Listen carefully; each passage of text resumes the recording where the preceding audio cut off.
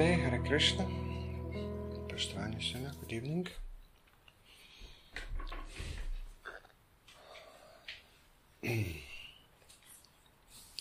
Continuing with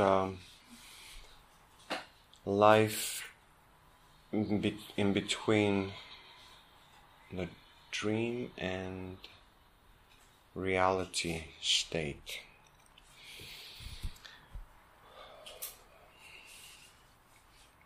Yesterday we were talking about material aspect of that state of existence. In the material world, the only drive for action and activity. So, what's making us work hard? What's making us tick, so to speak, is the promise of our own fantasy or dreams. We all have that since we were born. A little baby is perceiving the world around us in a wrong way. But it's still perceiving, it's still doing the perception thing. The child is looking at this world and the child has its own idea what it is and what is the purpose of whatever he or she's seeing.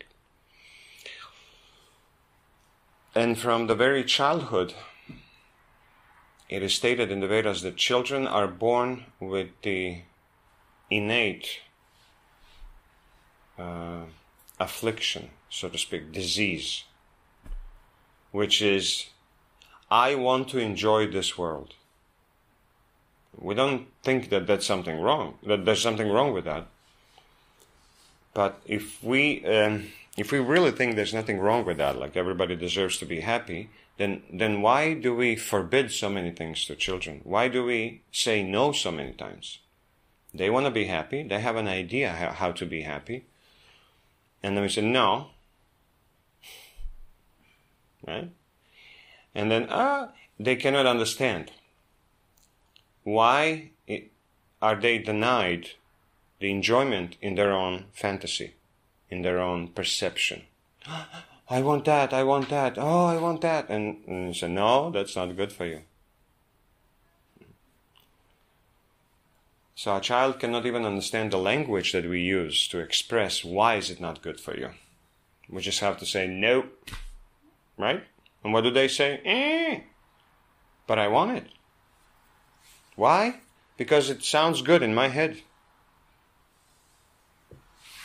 And we never change that. That's how our minds are engineered by God. Female mind, male mind, almost the same skeleton of engineering inside our minds. Because when a child is born, do we really see if it's male or female by the behavior? No, we have to look inside and literally there's nothing to see except the genitals. They behave completely the same. We start from the same starting point. And that is, it sounds a little dark, but if we analyze it, it is really true. We said children are born innocent, right? So we can all agree with that. But why are they innocent? Because they don't know anything. So the reason for their innocence is their ignorance. Right? Completely ignorant. But they do open their eyes right away and they see this world. And their first comment is no. They have a comment on what they're experiencing. And their comment is no. This is bad. My senses want something else. Food, warmth, security, whatever I had inside. I want it back. What is this? Air? I don't want air. I want liquid. Right? Because children get liquid. They breathe liquid. Their lungs are full of liquid when they come out. And when they first inhale that air, it's like needles and knives piercing through their lungs.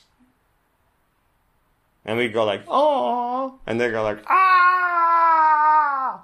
What is this torture? Horrible. So what we have to do, we have to constantly steer, we have to control the direction of their perception. A good parent is constantly looking at what is my child looking at, so that I can describe it properly. Otherwise, they're going to be in illusion for longer than it's necessary. You want your child to go to the college and still believing in Santa Claus and Tooth Fairy and stuff like that? Why not? You used to teach him that. You used to tell him, Santa Claus is going to bring you stuff. But you don't teach him that later on. You tell him that the Santa Claus doesn't exist. What are you talking about?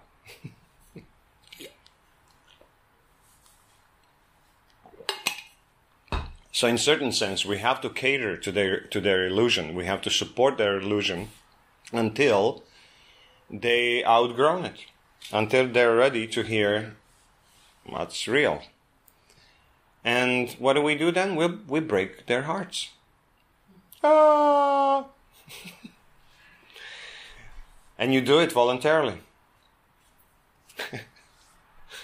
Premeditated heartbreak. Coming from, usually mother. But their illusion is so sweet, right? Children's illusion, I wish I believed the world is like that. It would be so beautiful. We wouldn't need alcohol, drugs. That's why children don't need alcohol and drugs. They have already a massive perception distortion that as an adult, you cannot forget the sufferings of this world unless you distort your perception with alcohol, drugs, and stuff like that. Children are already drunk completely. Did you see like 2-year-old walking around, a 3-year-old completely drunk? And if adults are talking something, they just come into the conversation and start talking, completely ignorant of how this world works. But that doesn't mean that their hearts are empty. Their minds are full of ideas what this world is.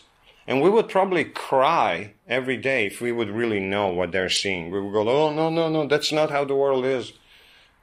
So it's lucky that we don't remember how we used to think when we were 6 months old, a year old, 2 years old, 3.5 years old. It'll be devastating, actually, to see how wrong we are. Like if somebody thinks that you're a murderer and you're giving life, you're saving life or something like that. It's like, wow. It's not just no, it's not there. It's actually there. No, it's not even there at all. That's what illusion is. It's not even, whatever you think it's there, it's not even there. But what we think when we're growing up is that, no, I'm not in illusion. I just thought this to be a little wrong. Because during the life, our illusion is corrected in increments, in steps, slowly. Not all of a sudden. When we come to spiritual life, illusion is kind of destroyed pretty quickly because we're not children anymore. But we do react like children. We resist the destruction of our illusion. Why? Because that illusion, that fantasy, that idea, I want this kind of life and this kind of situation and this kind of partner and this kind of whatever, this kind of face, and I wish I had this kind of hair, or that, I wish I was this age or whatever. We have our dream. If I had that, then I would really, really be thankful and grateful and happy and content, peaceful. Right? So that's the same mechanism of illusion that the child is laboring under. Children are laboring under the illusion. You know what that means? They have the burden of illusion pushing them towards a completely wrong direction. But you can't explain it to them. You can only forbid. I mean, yeah, you can explain, of course, but later in increments over like period of long time, repeating millions of times. And each time we try to add more sense to it, more depth, more dimension, so that a child will really take it seriously. Like don't run across the street. A car may hit you. Do you think they really know what it means? Oh, it's going to hit me like my brother hits me. They don't understand that their brains will be splattered all over the road. You cannot tell them that. You cannot show them what will happen. Right? You cannot even show them. You cannot expose them to the truth, the complete truth. So, and in modern age, a lot of people are so mismanaged from the very conception of their life, from the very beginning of their life in the uterus, that they insist on remaining children for the rest of their lives. It's not like, oh, you're 30-year-old, you behave like a child. Well, just wait. He's going to be 70 and behaving even worse. And we can see the generation of modern senior citizens. You can take, the whole Croatia. I don't think you will squeeze out 5 wise men among, people from 70 to 90.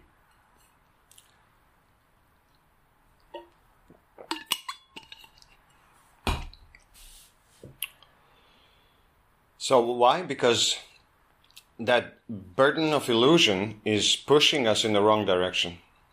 It's like disbalancing, like you're riding a bike and then you do this with your head. You lean on the side. The bike will follow. That's how you turn, actually. That's how you turn the bike. You lean. So the balance has to be there if we want to ride through our life without, crashing all the time. So that material illusion has to be corrected. First by our parents, to explain that the world is not just for you to grab and enjoy. Yeah, time and tide waits for no man. You understand that? You have to work if you want to eat. You have to please others if you want to be served by others as well. It's like small children think that the world is there for them. That everybody is there to please them. And we cannot tell them otherwise because they're small. They cannot do anything for themselves. So in practical terms, they grow up in a completely unhealthy environment for a grown person. That everybody's serving you. Everybody's catering to your needs. That's not good. And nobody's telling you the truth. So this is how modern governments and religions are treating their citizens, their congregation. They don't tell them the truth, the whole truth, and nothing but the truth. And that's why God doesn't help them, really. They're not very powerful.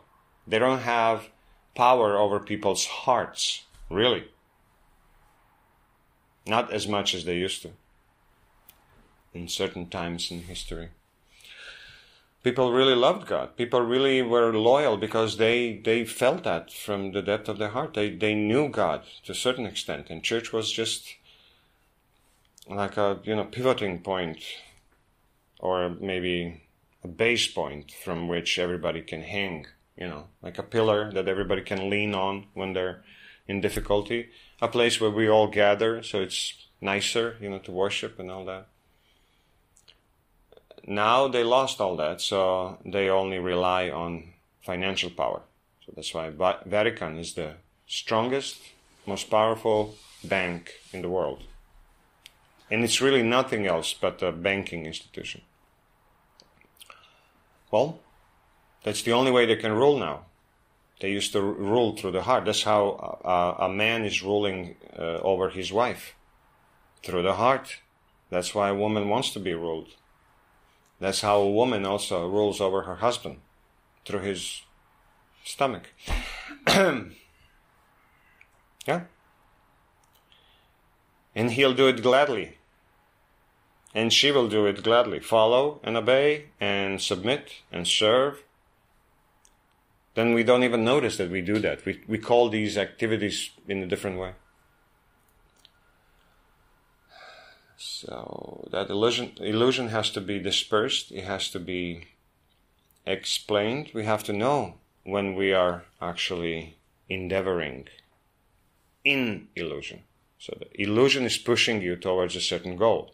We have to have goals, but if illusion is like, what does that mean? Well, for example, a man might pursue a woman that really is not interested in him, but he doesn't see the proper signs, right? But because he's so much in love and lust,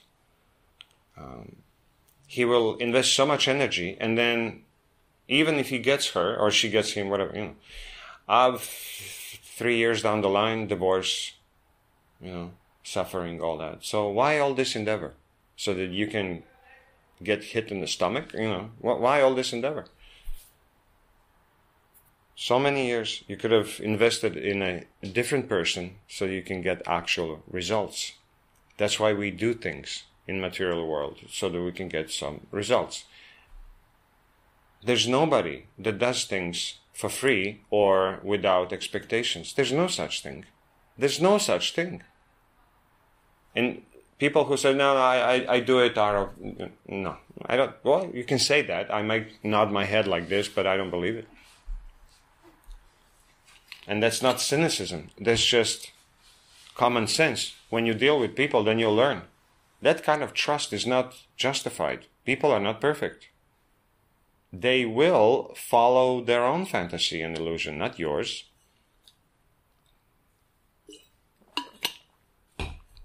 So my wife left me.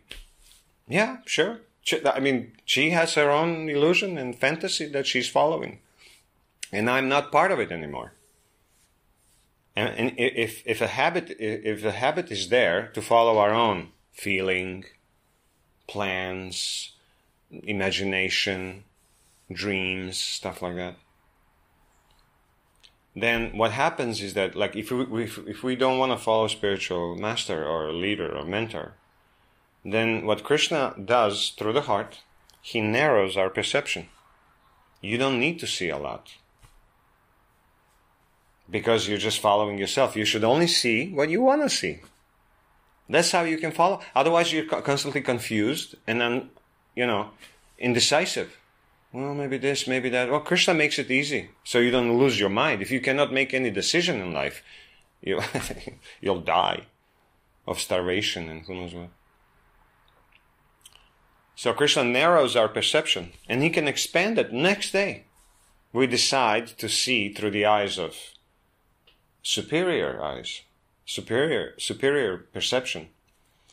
Then all of a sudden we can see more. We can see what's behind somebody's motivation. What kind of motivation? What's the quality of somebody's motivation? We can see that. It's so easy, actually. It's incredible how people get duped by other people. It's incredible. And we cry later. Oh, how could I be so stupid? Yeah. Can you answer that question? No. You know why? Because you're stupid. You're really, really stupid. That's why you can't even, you can't even understand what did I do wrong? Why do people cry? Because they think they did nothing wrong. But I was only like small children. They cannot understand why they're being punished until the same injustice is done to them. That's why it's good to have a lot of children. Otherwise, they cannot experience that injustice and the need to tolerate and to understand somebody else's illusion. So, in spiritual life, we cannot advance if we are constantly under the spell of our own dreams, ideas, visions, plans. Only. That's the thing. Only that, no advancement. So to have a mentor or leader, spiritual master, then we slowly surrender, gradually surrender our visions and dreams into the hands of that person so that he or she may decide whether or not they're good for us. And when they decide, they don't really decide, they just give their opinion, professional opinion. And then you decide a mechanic can tell you, look, you need a new, whatever, alternator in your car. And this one cost, 2,000 euros, and this one cost 1,000 euros. But this one is really high quality, and it's best for your car, and this one is, Chinese, whatever. So now it's up to you. Both will work, but we don't know how long. This one has 1 year warranty, this one has 5-year warranty. And then if we think like this, yeah, but this one is cheaper, and that's the only thing I care about, right? We shouldn't be buying car parts for our own car. Let me buy the cheapest tires that I can possibly find. And then if I get into rain or snow, I'll crash. But I paid less. It was a cheap death. So what? You drive your own car, but do you produce your own tires and your other parts? Do you produce gasoline? Would you like to produce your own gasoline and put it in your own car? You blow yourself up? But do you feel like you have no control over your trip? No, you have full control over your trip, right? But you didn't do anything. You just sat down, you learned how to drive, and you didn't even learn to drive. Somebody else taught you how to drive. You did nothing of your own. There's no you. Especially in the beginning of driving, there's absolutely no you, and we hope there's no you in your driving. There's just your instructor. They taught me to do this, so I'm going to do this. And then experienced driver might tell, hey, you don't have to look over your shoulder, and you go like, excuse me. Well, drive according to your own feeling. My feeling is I'm scared. So I'm going to drive according to my instructor's feeling. He said, drive slowly, I'm going to drive slow. But you can go 80 kilometers an hour here. No, I don't want to, I'm not ready. Oh, very smart. That's very smart. So I'd like to go 100 kilometers per hour, but my instructor told me you're not ready for that, so I'm not going to do it. And everybody in the car can go like, chicken, You go like, yes, thank you very much. I am alive. I'm a chicken who is alive. Okay. So we shouldn't bow to that pressure of society. You have to have a husband, you have to have a partner, you have to have sex, you have to have money. That car is 20 years old, you're still driving that. We should always smile when we hear that. A test. A test. This is a test to my heart. Do I bow to that pressure? You really want a new car? You really want to work hard for that? If you want to, yeah, go ahead. Nobody can tell you anything. So our dreams, our illusion has to sort of pass through that, test like cars. We have to bring it to. We cannot tell a police officer, no, I checked my car. It's fine. I checked the brakes and everything. No, I want a professional machines, not even humans. I want machines, computer to tell me. Do you have a paper? Yeah, it says right here. Okay, then you can drive. So we do that with everything. How about a water heater in our house? Do we fix it ourselves? Huh? No, we call it professional. How about plumbing? Do we want that to burst in the middle of the night? No, we call it professional. Well, when it comes to our relationship with God, I can do it myself. Right? That's like supreme arrogancy. And it's not rewarded. It's not rewarded. How is it punished? We don't get a teacher. We don't get even inspiration from God to find a teacher. We'll get confirmation from God. Yeah, you're fine. Just stick to your own dreams. We'll be convinced by our own ego. No, I'm fine. The feeling will be there until it's gone. Until a crisis happens in life. And then you go like, oh, I wish I had helped me. Well, I can help you now in one night, in 1 hour of conversation. What about 10 years of service? How about that? Would you like to be already a soldier of 10 years of service when the war breaks out in your country? Oh yeah, I would love to have that experience. But I have to go through that experience. That's not a pleasant experience. To be trained, it's not a comfortable experience. For soldiers, it's very pleasant, but it's not comfortable. It's everything but comfortable. Yeah, but what if there's no war ever in my life, and then I was trained for nothing? Really? For nothing? That's, all of those skills are so useful in your life, even if you just like live like a soldier, but just like rudimentary practice, you know, getting up early in the morning, doing some exercises, you know, stuff like that. Catching up on the latest weapons, cleaning up your weapons. Oh, I mean, it's not a lot of effort. You're just kind of maintaining, you know, a good level of preparedness. And then one day if the war breaks out, you know what you're going to be? You're going to be the head of civil militia or something like that. You're not going to be a regular soldier. You're ready. The government will engage you in, like, you know, top secret missions because you're ready. And we think, yeah, but the war, I mean, war is not going to happen, right? It never happens. Oh, boy. Maybe it won't happen in Germany. Germans are like strong people, you know, united people. On the edge, huh? Germany, Sweden, so many countries. France, on the edge of civil war. Any moment can break out. So many different cultures have nested there and they don't get along. Germany is not Germany anymore. It hasn't been for a long time. France is not France. All these countries.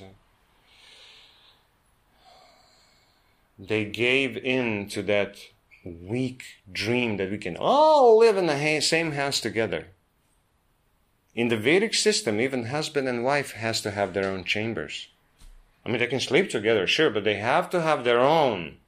So that they can, so when a wife is like, you know, headache and just overburdened with duties, she doesn't want to see anybody.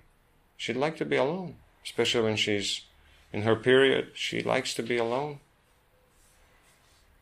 And you know, in Vedic times, a husband has to knock. May I come in, my wife? Are you ready to receive me? You know, can I come in? Are you like decent? Today we barge into the bathroom.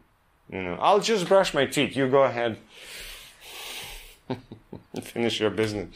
It's not very respectful. That kind of intimacy breeds contempt. You know, familiarity breeds contempt. Prevelika bliskost rađa prezir. Yeah, but we have our dreams. We're so close and intimate. We share everything. It's going to be wonderful and beautiful. That's the illusion that keeps us forward into bad relationships. And we can understand, what did I do wrong? I just want to have love. And when we actually find out, every time we act in accordance to our illusion and dream, we hurt other people. We hurt ourselves, but that's not so important. We hurt other people. Why? Because we don't take into consideration their fantasies and illusions and dreams. Yeah? A woman, you know, sees a man who's so beautiful and wonderful, and she falls in love, and for days she's imagining this relationship. She doesn't even know what he's like. And then finally she, you know, meets him and starts talking to him, maybe getting, you know, dating and stuff like that. She becomes disappointed. When do we become disappointed? When we expect. And expectation is taking, and taking is exploitation. So our dreams are always exploitative towards other people. We don't feel it that way. We feel great, and we think, what's wrong with that? Pedophiles, they think, what's wrong with that? A child is also enjoying, you know, what I'm doing to them. Yeah, there are pedophiles who actually enjoy having sex with children without force, you know, so that they also enjoy. Oh, wonderful, yeah. How didn't I think of that? And they justify it, but children are enjoying. And what they're doing actually is a major child abuse. The one that actually deserves death penalty. But the pedophile thinks, oh no, I should get promoted. That's the illusion. That's how illusion works. It's completely opposite. It's not illusion if you thought there was like two buildings, but it's actually just one, you know, That's the optical illusion. We have those things. The building is there, or maybe it's not even building. It's a hill and a tree that looks under certain, light and shadow, like a building, like a roof or something like that. But something is definitely there. But you're thinking, oh, if this person agrees to be with me in the way that I like, we're going to both be happy. And if I'm happy, this relationship totally makes sense. We should definitely be together. This should go on. And trust me, when one person is very happy in the relationship, the other one is quietly suffering, tolerating that, oh, okay, so my partner is getting so much more happiness than I am, but I cannot say anything because I'll spoil it for her or for him. So I'm going to just pretend that I'm also happy. I'm not sad, I'm not miserable, but I'm not getting this kind of happiness. Right? So I wish she or he would actually do something for me so that I can be this ecstatic. Right? And so we make those mistakes. Women give men a lot of sex in the beginning, thinking that men will step up and not ask for so much sex, not expect so much sex. Now that you gave him so much sex, they're gonna, you think that they're gonna say, oh, she gave me so much sex, I don't want to ask for more. What an illusion. Yeah, he's gonna ask for more for the rest of your life. For the rest of your relationship, he's gonna ask that. And women think, oh, well, that's not normal for women. For women, it's not normal. And that's the thing. So selfish, so exploitative. I'm going to get him like a fish hook, I'm going to get him to do. And then he doesn't do things for you. And then you're disappointed. And then you think, oh, but I gave him so much, he doesn't give me back. And then in the end, what we see, our dreams, our fantasies are actually careful calculations. How much am I going to get from this person? Not that it's careful calculations like accountants are doing. Okay, first I'm going to tell him this, and then if he responds like that. Some people do like that, they prepare in their head. That's a little not very normal, but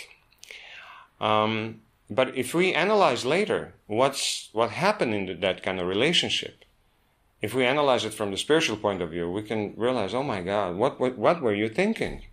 You didn't even think of that person. You just thought of your own pleasure, of your own happiness, your own feeling. And you were hoping that the person, because they're smiling also, that oh, great, they're enjoying too. Did you check? Well, they were smiling. And that's all? That's how you checked? Bravo. That's not how you do your homework, especially with other people. You can make a mistake buying shoes. But if you make a mistake connecting with people, oh, you're going to suffer. And they will suffer too. It's like, example, a man likes a woman and then she gives him sex, but, after like 7 days, she realized she's not so good in sex. I can get better. But meanwhile, she fell in love completely because he's so good. They're not compatible. She's not very good in sex, but he is. So she's getting so much pleasure, and she allows herself to fall in love, to say, yes, I want this. But did you check if he wants that? Did you check if he's enjoying that much? You know why you didn't? And I'll tell you, in 100% cases that I actually asked, regular women that come to me, did you check? No. They're actually surprised that I even asked that. Like, what do you mean? You know what that means? You didn't care. And then, can you give me argument against that? No. It looks like I didn't care, but I did. No, you didn't. You cared about yourself. And just because you feel good doesn't mean that you're good.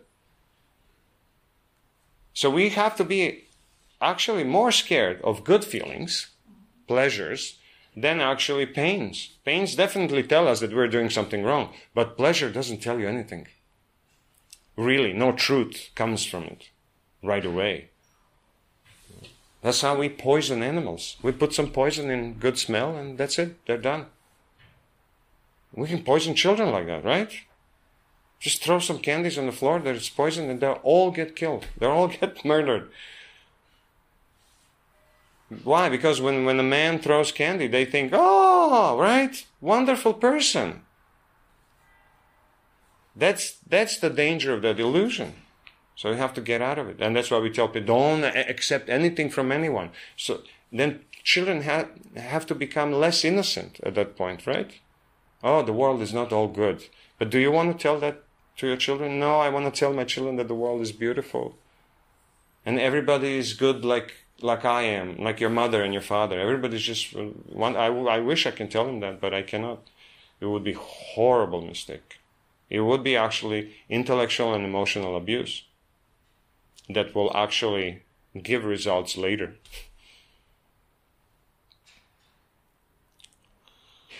So that kind of illusion is very dangerous, and we don't know this because we come completely absorbed in it, completely dressed in it, completely comfortable in it. And so spiritual teacher, master, leader, mentor, they have to recognize how deep we are in our own illusion, and then we call that ego, breaking of the ego. But I, but mine, but me. I, me, and mine. So we have to stop using sentences that begin like that. That's one of the training in the ashram. Stop saying I all the time.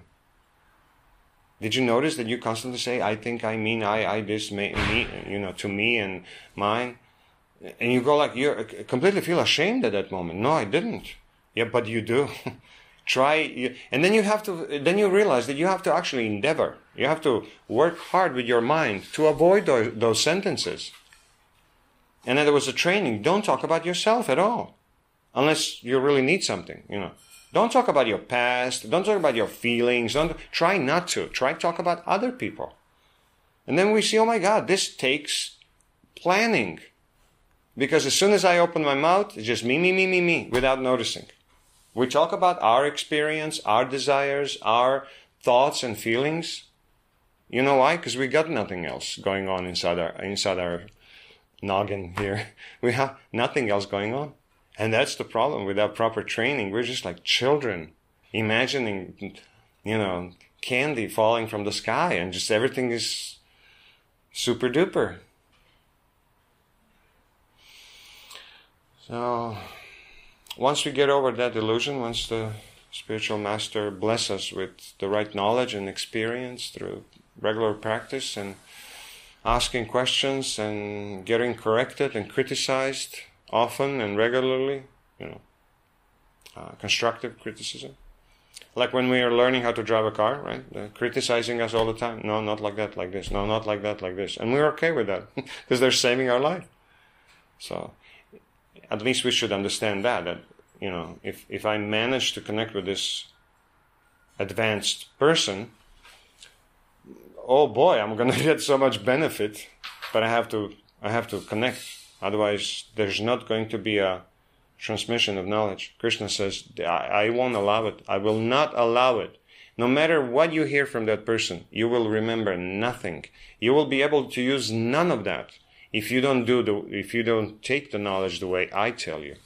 So you have to approach the spiritual master, ask relevant questions, hear from him, listen from him, ask relevant questions, and then serve that person. What does it mean to serve? To do what that person tells you. Right?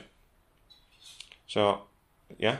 I think it's a little bit different from a car or some material things, because it's very difficult to choose your teacher, because if you need to have faith, and if he tells you to do something, you need to resonate with that. You cannot do it with everybody. Right. That's why it said. That's why Krishna says in Bhagavad Gita: approach spiritual master, hear from him, and inquire about important questions. Then his answers will tell you.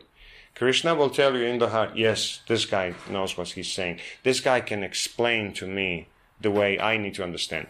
And then relationship begins when that person just answers all of your questions. You just, your mouth are shut. There's nothing more to ask. You are now like on a first level of self-realization, and that comes from that person. And then trust is immediately developed. And then when that person tells you, look, I want you to do it, this and that, they're not going to ask you to jump through the window. It's just regular spiritual practice. You're just asking practical questions. That's all. He's not going to he's not going to give you a special spiritual practice. It's a regular spiritual practice that he went through with his spiritual master. So he has to give you exactly what he got, but suited to you, to your level, to your understanding. And so when you hear a preacher, like me, I'm preaching to you, I'm answering your questions. And I might answer your questions, but I might not inspire you really, like, wow, that was a really good answer, boom, right here. And then maybe you should listen a little more. And if that doesn't happen, that connection inside your heart, I'm not maybe the most suitable person to lead you properly. And it's up to you to find that kind of person. But you also have to want to. I want to be connected to that kind of person. And then if you really want to, you'll find them. I mean, they're all over the place. You just have to, look around. Yellow pages. Where do we have, lectures and, yoga classes like that. So you can meet people like that and test them. And spiritual master has to be tested, and the spiritual student also has to be tested. Of course, that's by default. But we didn't know that because we don't have that practice here. That children don't test their teachers. We cannot. Even if we do and they fail, there's nothing we can do, and that's really bad. That's why we don't trust. That's why you're right to say that, because how can I trust? How can I have that faithful following, right? How can I follow someone really like that? Well, the feeling will come. Nobody's going to convince you. Your feeling is going to convince you. Finally, a feeling that's connected to God, not just to some man's eyes and some good job or some children or some, you can be wrong about that. Your eyes, your ears, your feeling can all be wrong. And you were wrong millions of times probably, and you were right as well. So, you can't really trust completely. And you can also distrust completely. You cannot distrust yourself completely, because then you go insane. But important decisions, like you don't have to call me to ask whether you should buy, dark cherries or little red cherries. That's your tongue. You don't have to ask me that. But when it comes to important decisions in life, like marriage, children, moving to a different place, like doing some business, investing money, or in spiritual life, what practice should I follow? What's the best practice for me? Right? And that would be the spiritual practice that comes from the spiritual master that really inspires you. And for that, you have to invest a lot of time listening to different ones. And you don't have to hear thousands of them.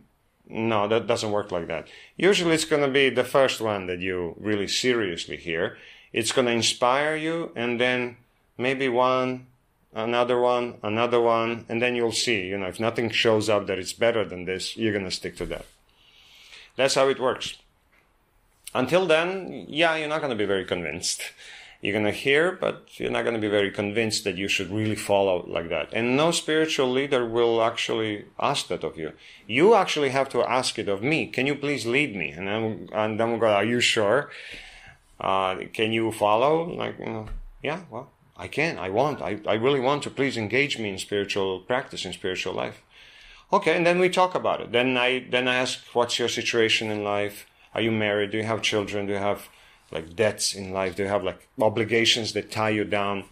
And according to your situation, then I talk to you about what would be your spiritual practice. What can you do for God? What can you do for Him, for His mission? Not for Him personally, but for the mission of your spiritual master. And then you see, wow, this guy really knows how to engage me, or this gal.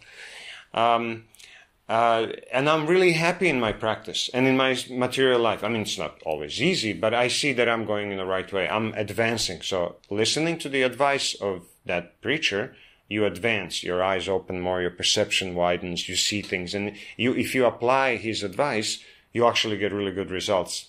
What more do you need? That's all the proof that you need. And until you're sure about it, you test. And then the question might be, what if I'm not sure for the rest of this life? Then next life you continue. Next life, Krishna will give you opportunity to meet really advanced people like that and to continue testing them until something inside of you says, I'm ready. And just because I may say externally, yes, I'm ready, and you say, well, I'm not sure yet, that doesn't mean that I'm more advanced than you see? Because when you're ready, you might just rocket yourself up to God like in half a lifetime. And maybe I'm taking 20 lifetimes to make that decision. So on the outside, you cannot judge anyone. Today, I may be teaching you, but in 10 years, you might become my spiritual master. That's actually really up to you and up to me.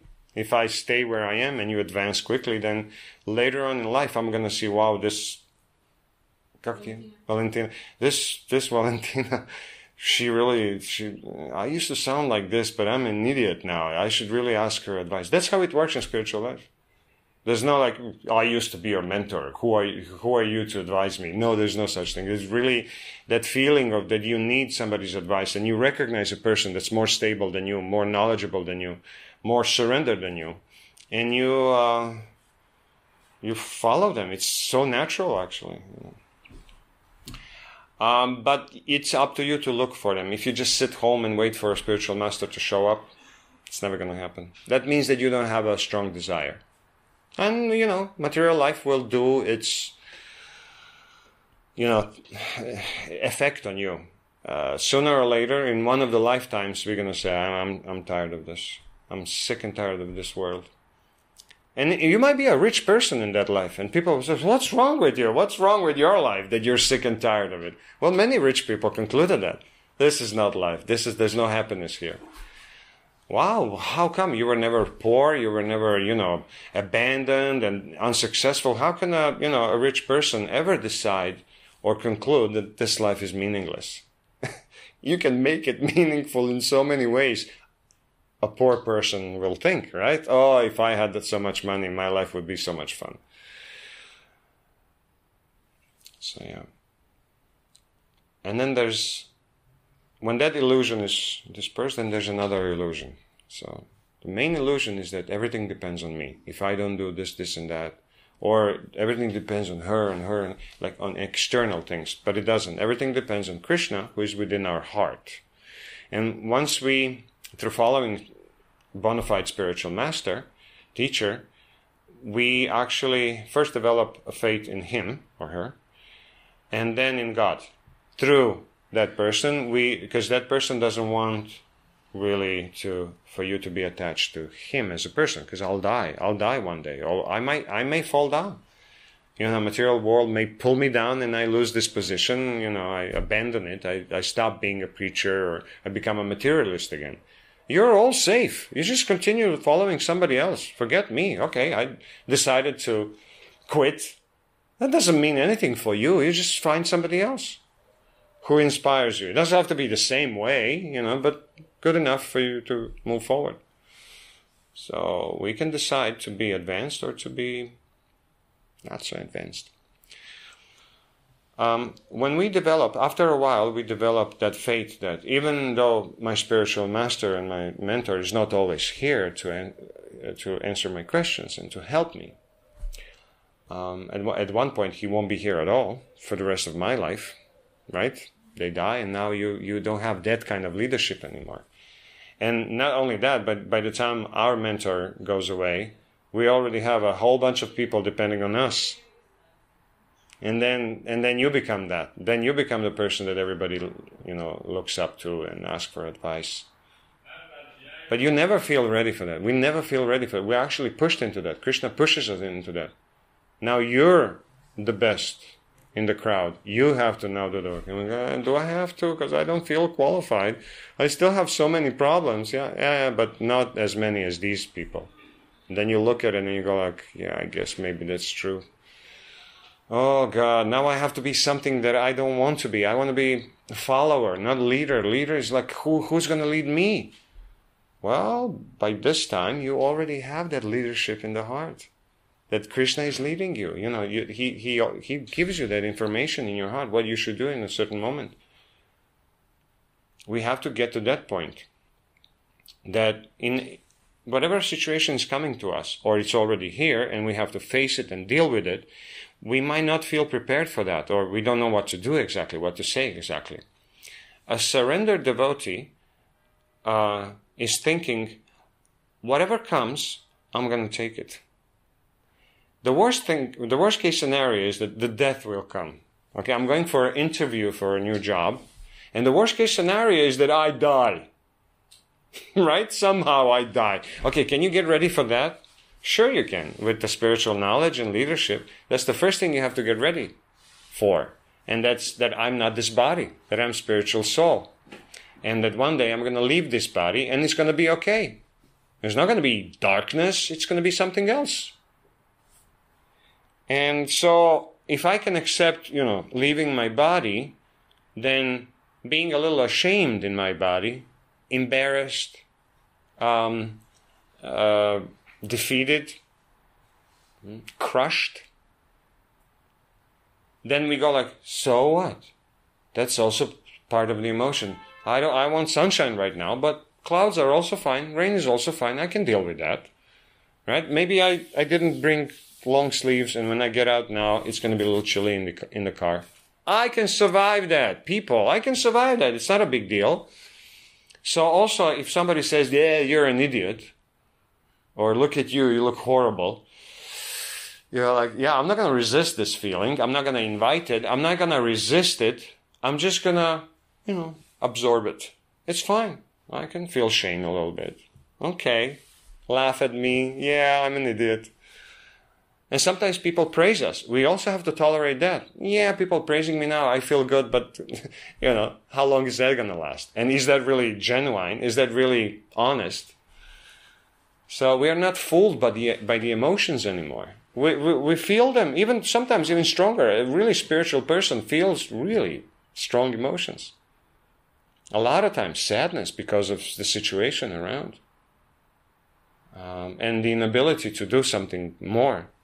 A very advanced person is really suffering inside. Well, those are also beautiful feelings. When we're sad for our child, that's also a beautiful feeling because it's mixed with a lot of love and attachment. So if we are attached to that idea that we should be Krishna's workers, employers, employees in Krishna's corporation, which is a big ship that saves people from drowning in a huge material ocean of suffering and repeated birth and death,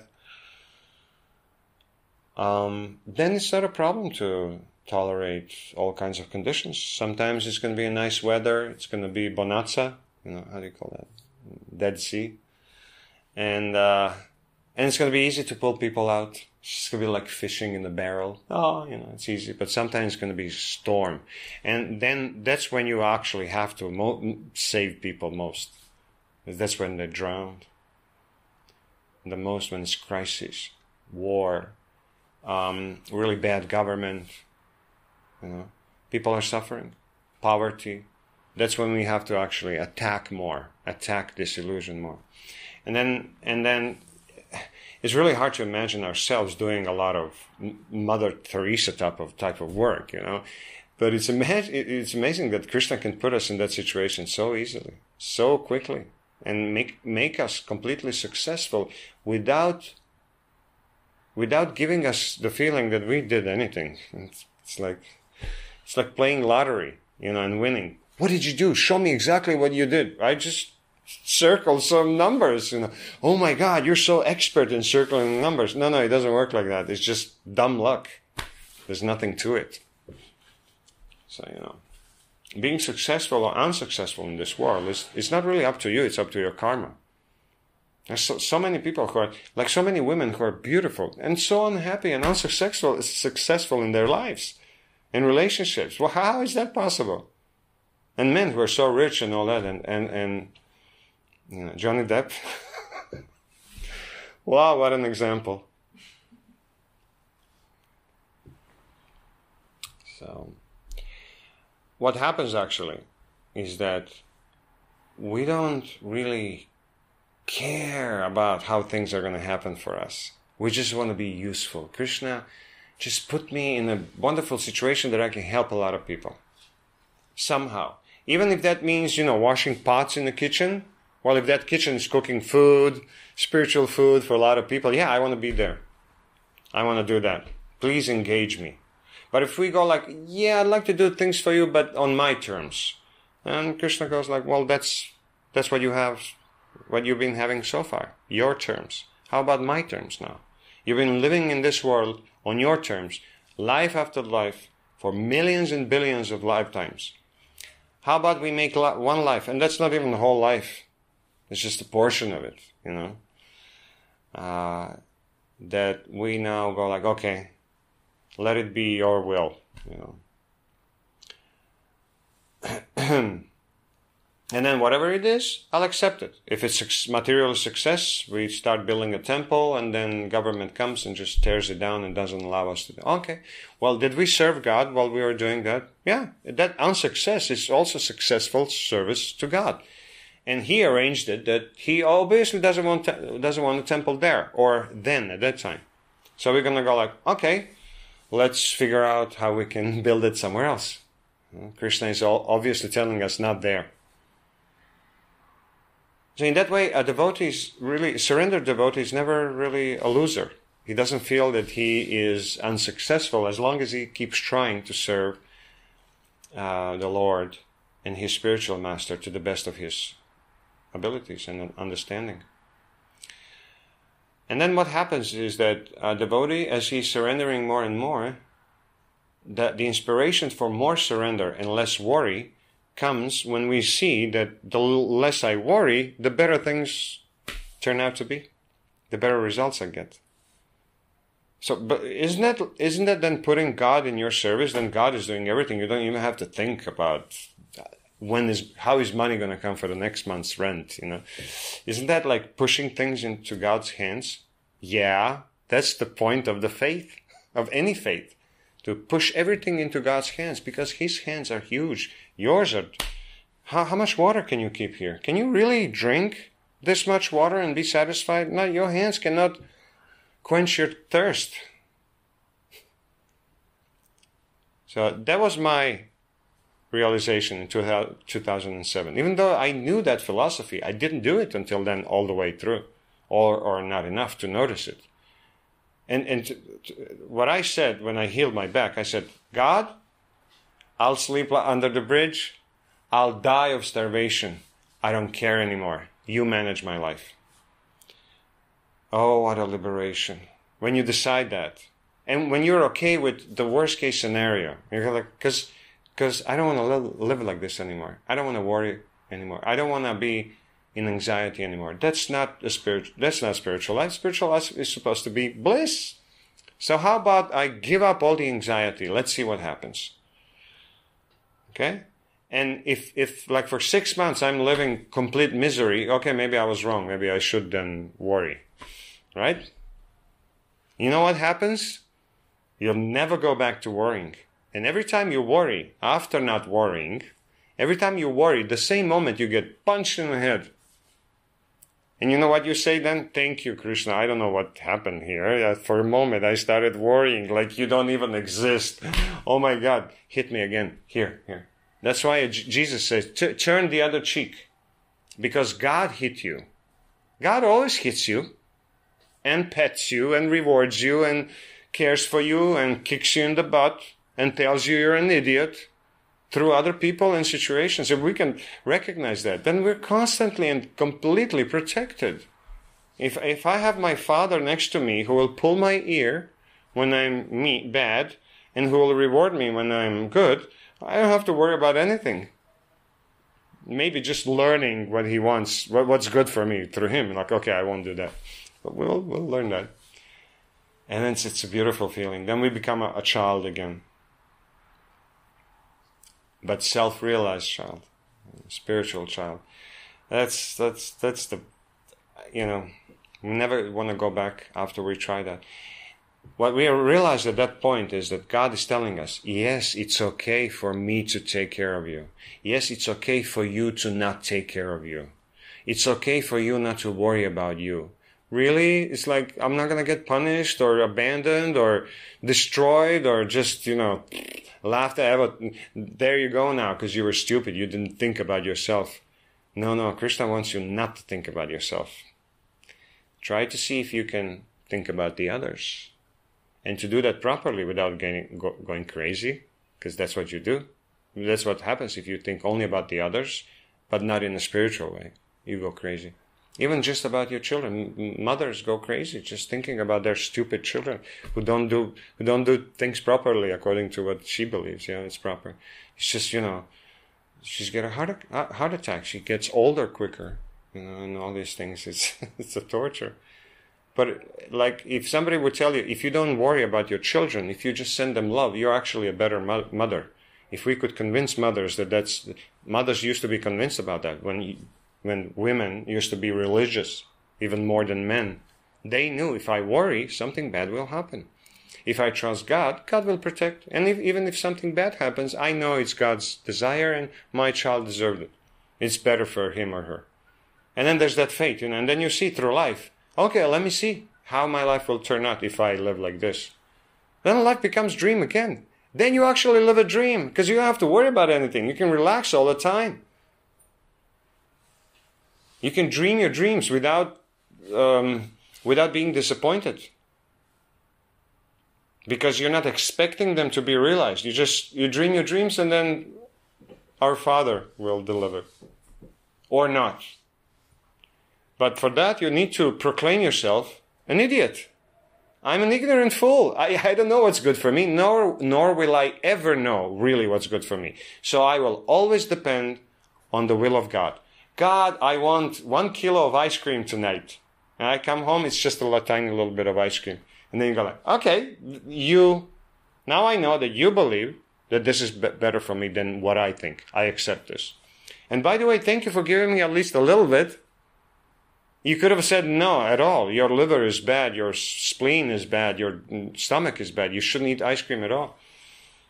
So if we allow God to control us like that, we'll see that He does that on every step if we let go of the steering wheel, of the rudder. Let go of the rudder. And then you'll see what's going to happen. You're not going to go in circles. You're actually going to go in the right direction. How? Mystical powers of God. Then life becomes mystical, becomes like a dream. And then you realize that material dream that I used to have, that's called a nightmare, a hell. This, a dream that comes according to what God allows, it's above heaven. It's more than heaven. So yeah, dreams are good. They just have to be spiritualized, properly, positioned and pointed. So thank you very much. Hare Krishna. Are there any questions?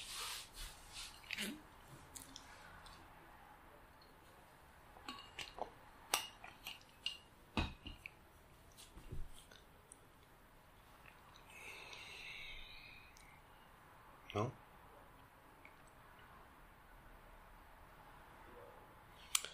Okay. Hvala na pažnji. Thank you for your attention. We'll see each other again. I'll publish when I come back from Silba. I'll publish the events, lectures. Kaže raspored. Schedule, calendar of events. Until then, it'll be Friday and Saturday always live premiere on YouTube. You can also see those lectures are also already published. I mean, they're not published, they're just announced. And I'll be there to answer your questions, on text, so we'll keep in touch. Namaste, Hare Krishna.